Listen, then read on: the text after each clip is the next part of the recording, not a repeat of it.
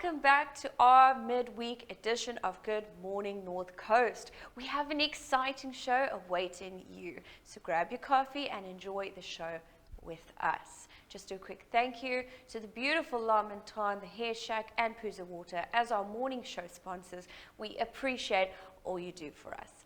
Let's kick it off with the weather and surf report brought to you by Victory Surf.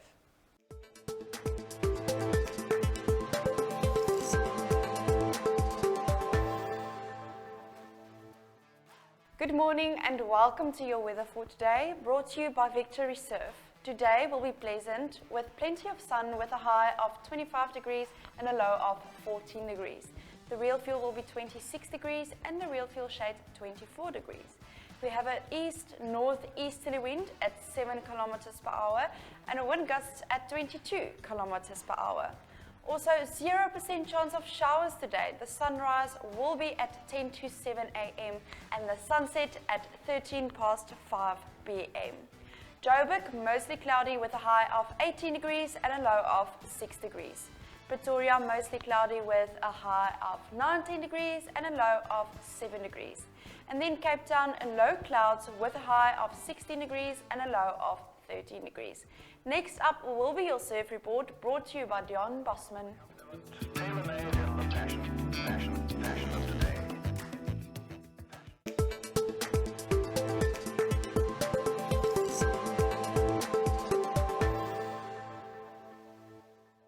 Good morning, Belito, and welcome to Wednesday morning's beach report and another classic day on the east coast of Africa with light variable winds all day long and 22-degree water temperature, or should I say air temperature, and about 19-degree water temperature. Beautiful beach day.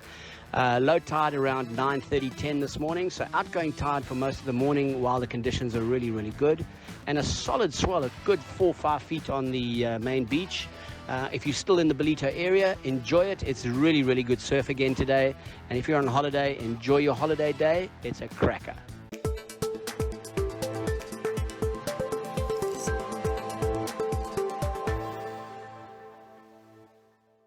Welcome everyone, and we are ready for our daily dose of inspiration. We have Claudia Greenwood in studio. Welcome. Hi Zoe, thank you. Awesome. Thank you for coming as always. Yes, thank you. Lovely being here. Awesome. Now, what are we discussing today? Today's quite an interesting, controversial maybe topic. Okay. Surrendering control. Ooh. How many of us actually want to ever give up our control? That sounds very uncomfortable, I'll be honest. I think for most of us, because we're all trying to make something happen and we want a certain outcome for certain things. And, you know, there is a place for control. Clearly, if you're managing something and you need a certain outcome, or you're managing a process or need to guide people, some sort of guided control is very important. Yes. When it becomes a problem is when we want to control the outcome of certain things that doesn't just involve us. It's not just our likes or dislikes or our opinion. And this applies to different facets of our lives. Okay, so it's like, you know, whether it's in relationships, with parents and children, husbands and wives. It could be in a work environment. We all of us have some level of wanting to control. You know, we've got an idea of how certain things should go, what we like, what we don't like, and that's generally how we operate, because that's our reality. That's where we come from, and that's what we understand. Where it can go pear-shaped is that the outcome doesn't always go according to our plan. And Zoe, you'll know what it's like. I mean, we put our minds to something. We expect things to work out a certain way. We expect people or children or partners or employees to do something in a certain way. And then suddenly it's like, no, they're not doing that. So how does this work, you know? And we get let down, we're frustrated because we built up that expectation and then it just doesn't work out that way. Yeah. So the whole thing is like, how do we manage through this? Because it's, I'm sure you know, I mean, it's difficult to let go, you know. It is. So where we can actually turn this and empower ourselves in the situation is look at exploring the opportunity of conversation with people. Because in wanting to control things our way only, we're actually limiting ourselves. Yes. We're looking at a situation only from our perspective, from our understanding, from the knowledge that we have. and we're potentially actually falling short from having contribution from the other person or people. So rather, what I would suggest is have that chat with the person and say, okay, like, you know, you wanted to do that, or how do you see this? You know, how can we work this out? Or what is your opinion on this? And often what we fall short of as well is we don't communicate our expectations. So we feel like the person's not coming through for us, or they haven't done their part, but very often they don't know what their part was. What was our expectation? So we fall short on communication. That's something that we need to be mindful of. Open up that opportunity to communicate. Allow that space, you know, and encourage conversation. But wanting to control and expecting the outcome to go your way all the time is only going to let you down. Yes, I can understand that. Because like from even as a parent's perspective of small children, like you want to control the situation to protect them, but you've got like a toddler, for instance, they just do their own thing. They don't listen. You can't reason with a 2-year-old, so they just go. And then, you know, you've done the best that you can. So it's one of those situations where how far do you push it to try and control the situation? And at what point are you just going, okay, if he's going to make a mess, he's going to make a mess. You know, yes, well, that's a valid point. And the thing is, we do have a responsibility to guide a situation. So obviously in that sense, I mean, it's not even something that I need to say, but obviously if they're in danger, you're not going to allow them to go that far. But if it's a case of, you know what, you're messing up with the toys, making a bit of a mess, is it really like the end of the world that you've got to stress yourself out over it? Yes, exactly. Because that stress passes on to the child as well. So the encouragement here is surrender control where you can, but open up that communication. Sometimes you're trying to control things that could actually be better done in a different way, or if they are understood in a different way. And I think that there's just so much opportunity to just expand ourselves and our thinking and, you know, just the experience that we have in life when we interact with other people. Yes. Of course, if we get stuck within ourselves and, you know, I'm trying to control myself, I can't do these things, and all of that kind of stuff, then it becomes a deeper personal thing. It's how much can I do? What is within my power to actually do in this particular situation? Sometimes you have to go a deeper route, and that's the spiritual route, where you actually connect with your higher power and listen to the voice, listen to the message that you're getting. And sometimes we need to surrender control there. It's like, you know, what can you do? You can't control everything, unfortunately. Yes. Although we think we can. We wish we could, that's the problem. But I like what you said about communication though, because very often if we're only looking at it from our own perspective, we're setting such unrealistic expectations and then so disappointed when we get let down. Whereas if that communication is open and discussed, we can all understand each other better, and we're likely to end up coming out with a better outcome, I suppose. Absolutely, yeah. Because otherwise there's so much assumption in that, if we don't chat through something. Yes. You know, if I'm assuming that you're going to react in that way because that's how I would, well, it's not going to happen. We're different people. Yes. With different outlooks on life. And it doesn't mean that either of us are terribly wrong. Maybe we can grow from that and expand. And I think there's a great opportunity for us all to just enjoy life more by letting go a bit. Yes, well, we can't control other people's reactions, can we? Which is always hard. But as you said, when we surrender to these kinds of situations, it saves a lot of stress, I suppose, which is good because we don't need to stress ourselves in this day and age any more than necessary. Absolutely. Spot on, Zoe. Glad I'm getting it. Phenomenal. Thank you so much, as always, for bringing your wisdom here to us on GMNC. Right, guys, well, you heard it. I will see you right after this ad break.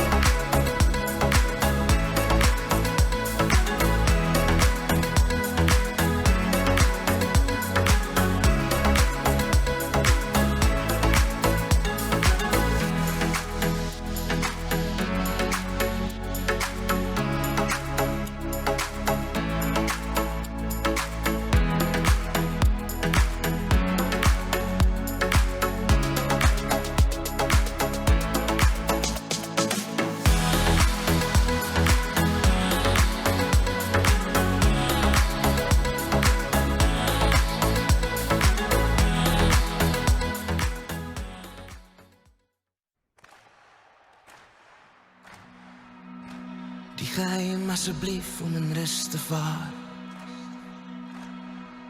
En as ek slaap het my koors my ingehaal. Want my hart het alweer in die kloof verdwaal. Alweer in die kloof verdwaal. Alweer in die kloof verdwaal. Laat rus my op haar skoot. Sy is die laaste trein weer. Honestly, I'm just blown away by how good this Springbok side is. O my bliksem, ek gaan dood.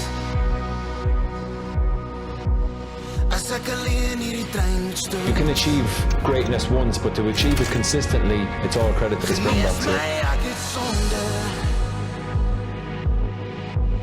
Maak my gezond van al my wonde. Against the Springboks. The games, they live up to the hype. O my liefling, ek is dood. As ek alleen hierdie pad moet loop. Ek dink jy is lief genoeg om 'n greep aan my gees te kry. Oh, net jou hand in my hand. Want jou hand is koud. Almal sê jou koue hande is warm liefde vir my. En ek dink ek besef dit. Wat doen jou koue hande aan my? En ek dink ek besef dit. Wat doen jou koue hande aan my?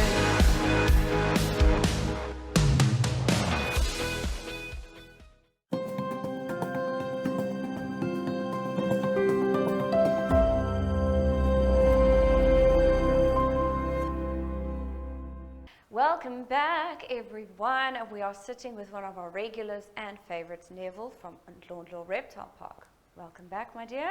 How's it, Zaz? You well? I'm fantastic, and you? Always good, always good. Phenomenal. We always love having you here. And I see you've got some goodies with you here today. Yeah. Super stoked to hear all about that. What have you got for us today? Well, I brought on 2 items, but I want to start with snacks because that's obviously where we're at. Is more than anything else is snacks. And because I spoke a while back, I think it was 2 weeks ago, about dentistry, where snakes shed fangs with the skin, venomous snakes, venom fangs, Yes. right, and not teeth. And so I brought this shedding along to just explain to everybody how this whole process takes place. Okay. And it's quite intricate, really. When you look at this shedding, you don't realize it, but it's actually inside out. Oh, You can see the eye caps there, yes. and you can see the eye caps. If you were closer, you'd possibly see that the eye caps are actually indented to the inside and not to the outside, like it would have been if it had been the right way around. Yes. So what happens in the shedding process is that the snake would rub the top jaw on an object and lift this top jaw up. It will fold back. You'll do the same on the bottom jaw, and that would fold back. And then you hook up either corner of the jaw on something and then start to just free the corners and pull it back.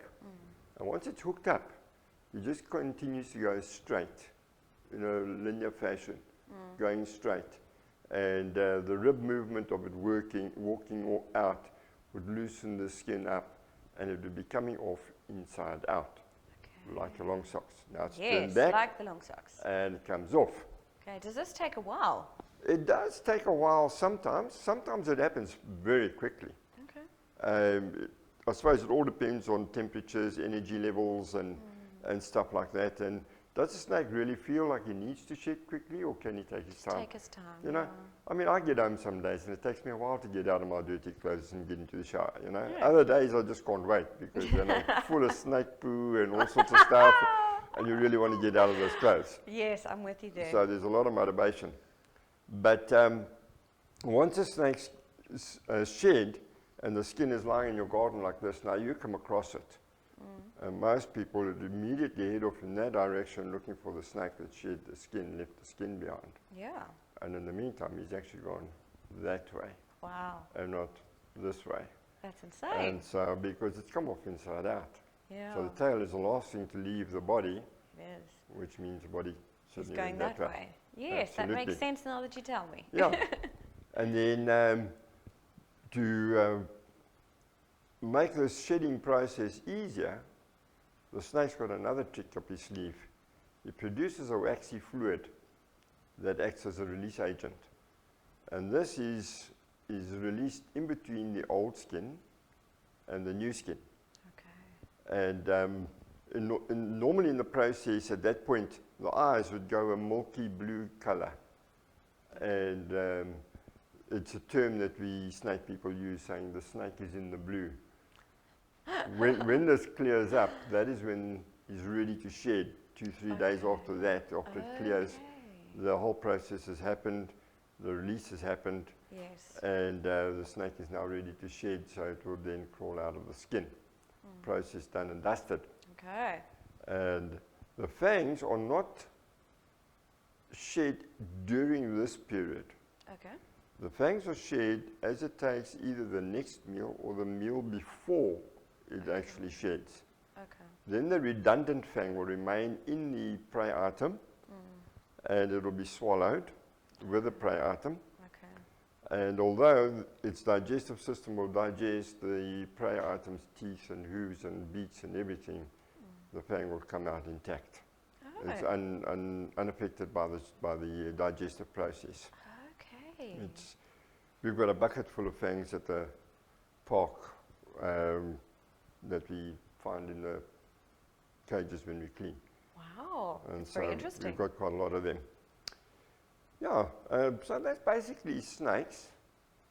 Yeah, to ease the shedding as well. You know, the need to shed is simply because the outer skin the old skin becomes too tight.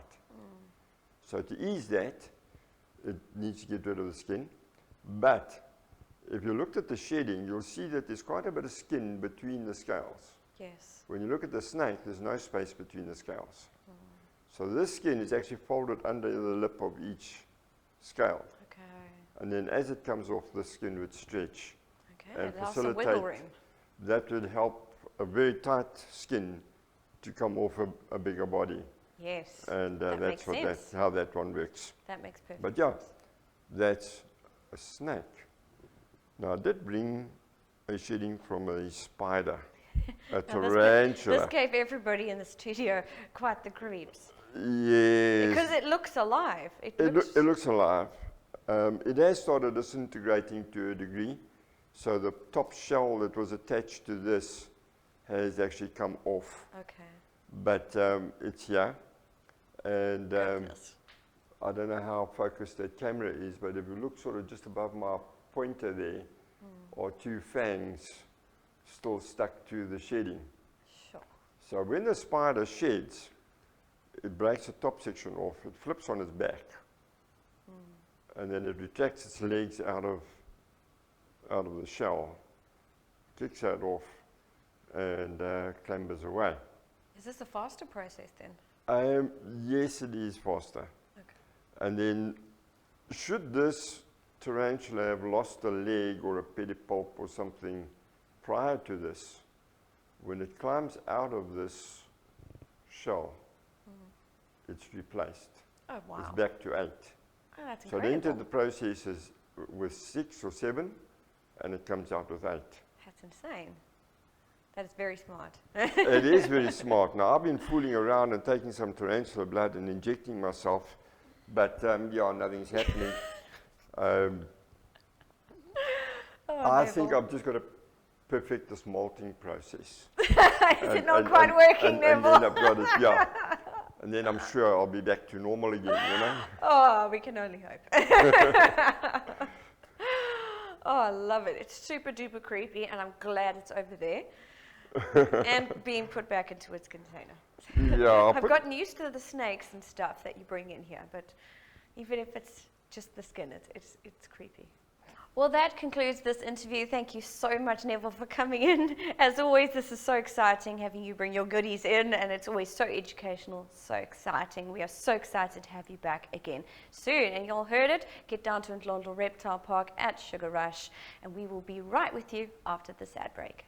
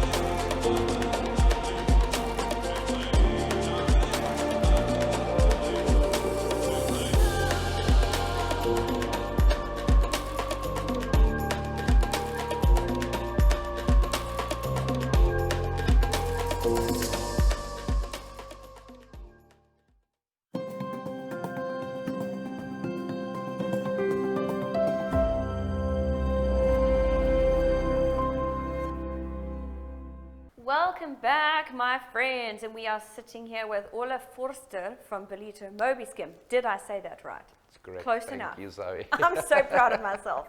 Welcome to the studio, my dear. Thank you for having me here. Of course, always happy to have you. Now tell me, Belito Mobiskim, tell me about that first. What is it? What do you do? We resurface brake discs on vehicles. We've got a specialized machine to resurface the discs for the vehicles. Okay. Okay, So we awesome. started off mobile, and we Ooh. started a shop about a month ago Okay. where we specialize just in brakes. Okay, you say you started mobile. How long ago was this? It's about 2 years. Oh, wow, how and exciting. we started in lockdown. I was just going to say, the That's it, timing ja, could not and have been great. Not at all, but it was actually a very good move to start in that time. Yes. It gave us time to get our head into what we wanted to do. Yes, exactly. And if anyone can survive starting a business in 2020, then Yeah.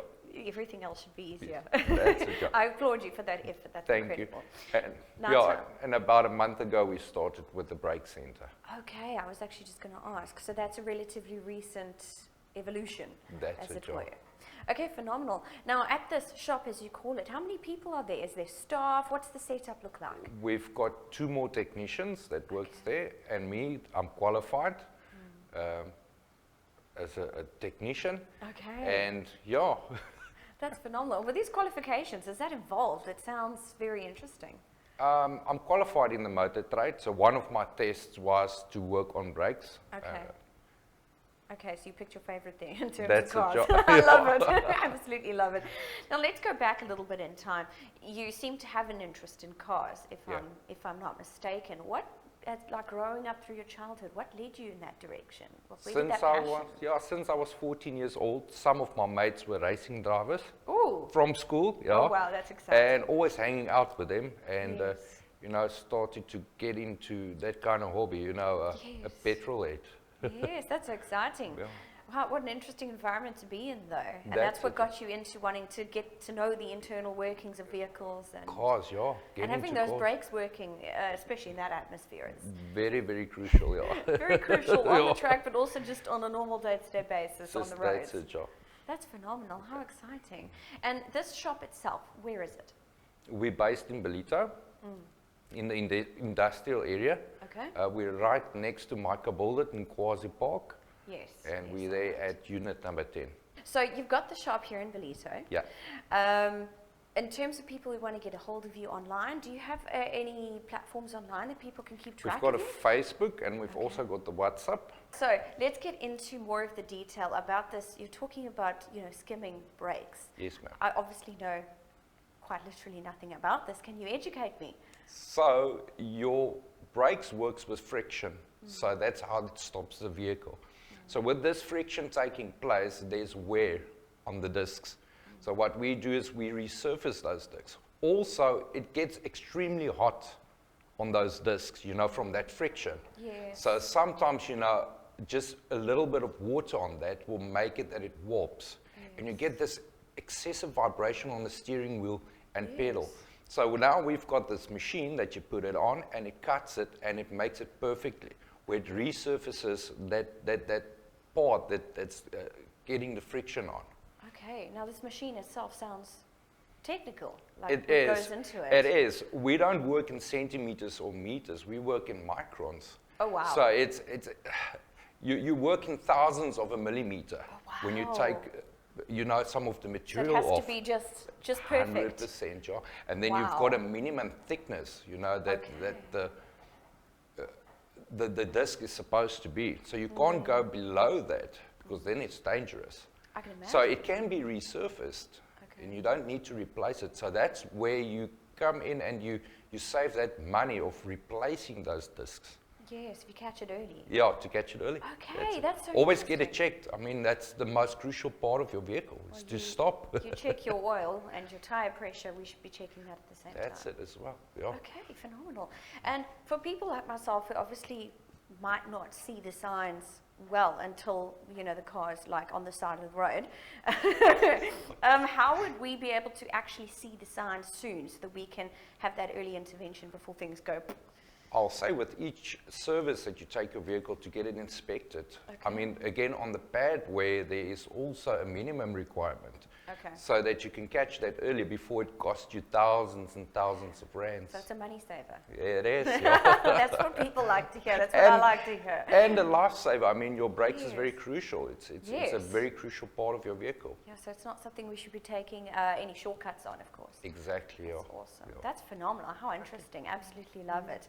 So we'll, you said before about the vibrations. I always thought that had more to do with your alignment, but we should actually be educating ourselves and being more aware that this could be something related to our brakes. 'Cause That's it. I've been thinking about that now, that happens quite often, and I'm like, oh, my alignment's out, thinking I know what I'm talking about. And that's the thing, is you think it's maybe the balancing on the wheels or balancing on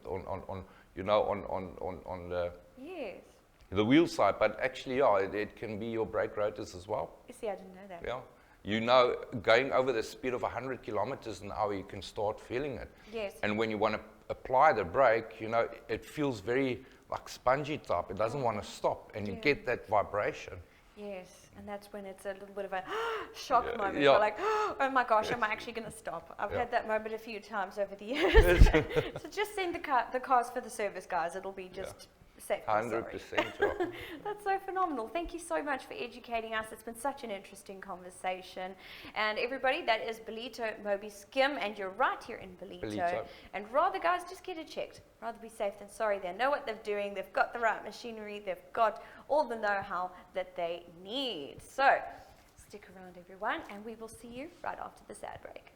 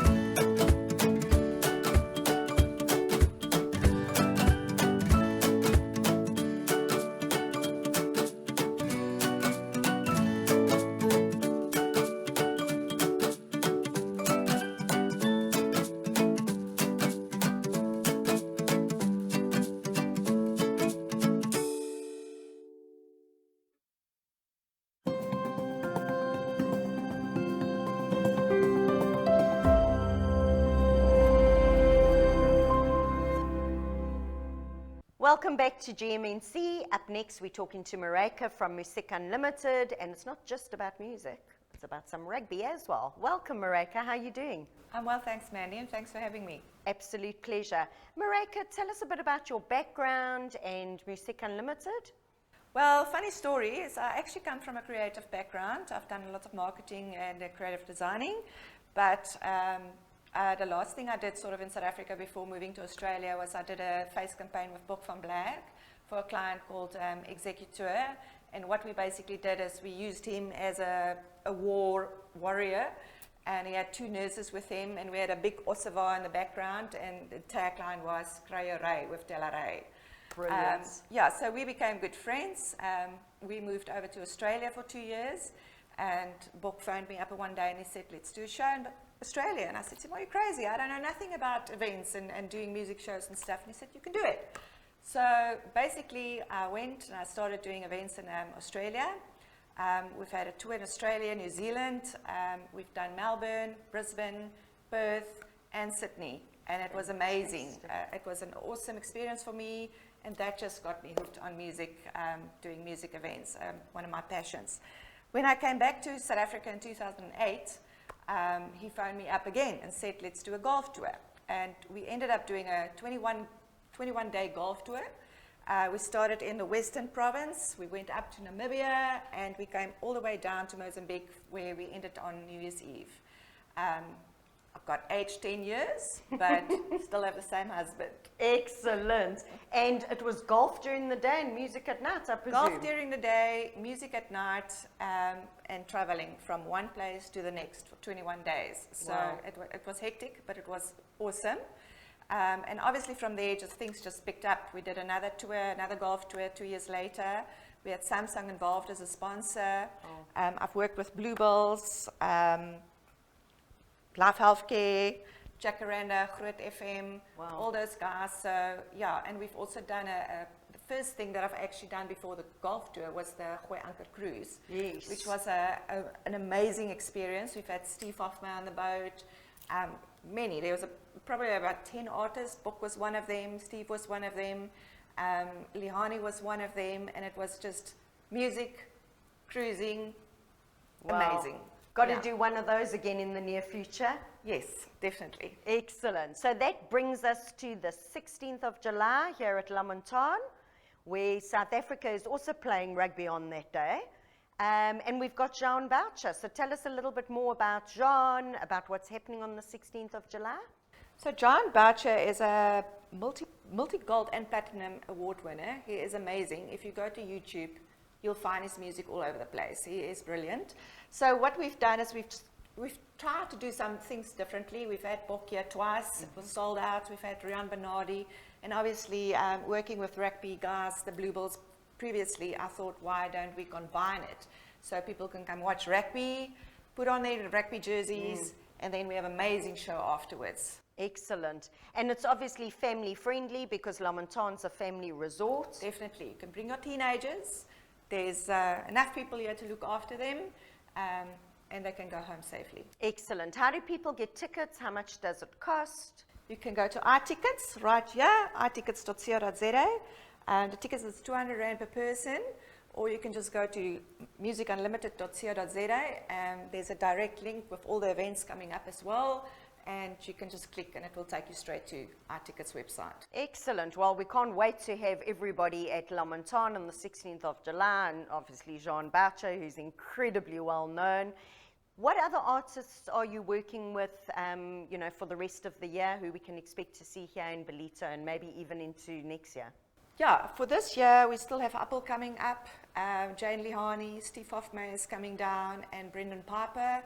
And then for next year, we're looking at Rowan de Toy, and then obviously Elvis Blue and a couple of others. Wow, exciting times. Having events back and music back, it's what feeds the soul at the end of the day.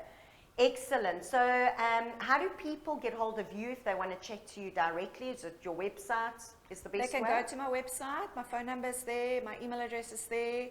And they can just either WhatsApp me or give me a call and we can chat. Excellent. Thank you so much for joining us. Can't wait to see you again on the 16th of July.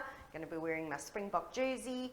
and look forward to seeing all our viewers out there who are based in Belito or coming to Belito on holiday. We look forward to seeing you then. Just wanted to say thanks to all our sponsors.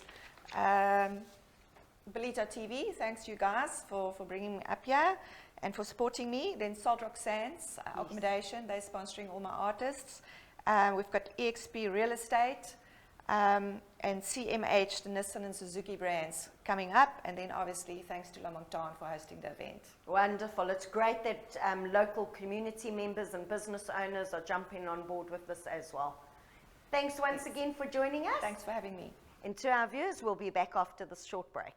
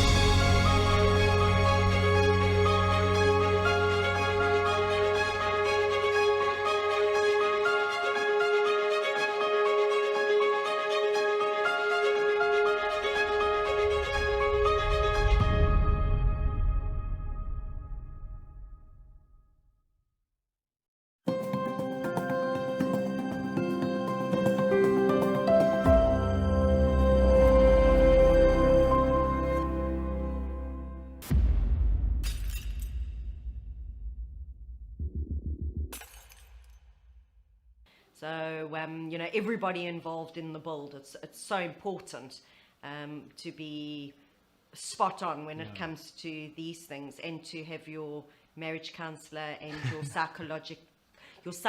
your marriage counselling certificate and your psychology degree in place. Absolutely. Yeah, look, also what helps is working with the team that we do, because, you know, with a finishing project, I mean, if we look at it'll encompass a bathroom or kitchen renovation, you know, where we have to work with plumbers, electricians, and a cupboard or kitchen installer. So having the guys that we work with and have worked with for so many years, I mean, the kitchen installer that we work with, we've done over 400 projects with them, you know, and the plumber and electrician that we've used for years and years, you know, so there's an understanding between us. We look out for each other, you know. If I hit someone's plumbing pipe or what have you, the plumber will come and sort it out, but if he goes and messes up some plaster, then I'll go patch it up. So there's a good, you've got that bit good of work cohesion, ethic as well, which is so important. So you each know how the other one works. Yes. I think that's a way better idea than getting Tom from this side, Harry from that side, who have never worked together and don't necessarily speak the same language, let alone the client's language. Yes. Yeah, and I mean, again, on the staff that we employ across, I mean, not only finishing, but across the other companies, we don't have a high turnaround of staff. The guys have been with us for years and years and years, and I just hope that it's contest to us, you know, doing a good thing, you know, and if we're enjoying ourselves and certainly believe that we're doing a good thing, then, and that's why the employees are happy and there's no issue, you know. Yes, like every company, you've got your little bumps that you need to get over, but we deal with those. So we've just recently finished off a project now, which I'm sure we'll get some footage and a little walkthrough at a later stage, and it'll be really good to showcase, you know, what we can do and how we sort of take this part of the project so seriously. Thank you so much, Jason. Really informative and just a great understanding of the finishing process for our viewers. Coming up on our Chapman Building segment next week, we'll be continuing with today's topic.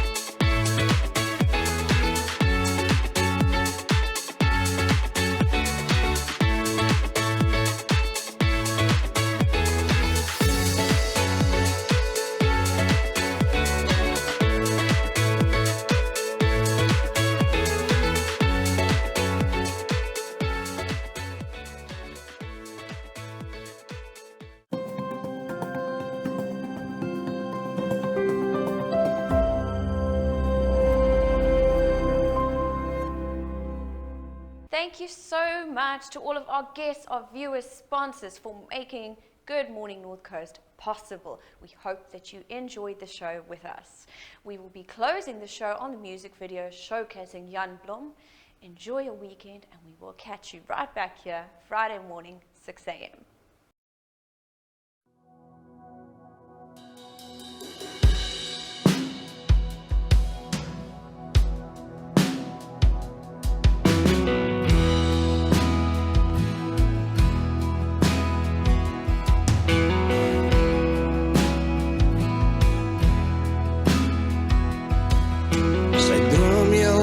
Van allerlei dingen. Ze draagt Levi jeans, maar die mooiste leven. Dat is wijsheid in haar lijf van mooi en haar zinnen. Ze draagt Levi jeans, soos heilige linnen. Ze kan nie op water loop nie, maar dit is oké met mij. Sy hou nie van blomme pluk nie, sy hou te veel van hoe dit lyk. En die skepe ry verby, Jeffrey's Bay. Sy droom heel nacht van allerhande dinge, van Levi jeans en goue ringe. Das wys net in haar lyf van mooi en haar sinne. Die Levi jeans is heilige linnen. Sy kan nie op water loop nie, maar dit is oké met my. Sy hou nie van blomme pluk nie, sy hou te veel van hoe dit lyk. En die skepe ry verby, Jeffrey's Bay.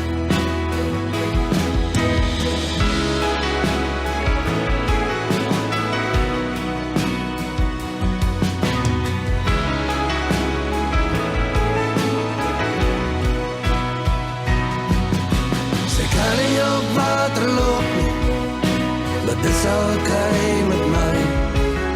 Sy hou nie van blomme pluk nie, sy hou te veel van hoe dit lyk.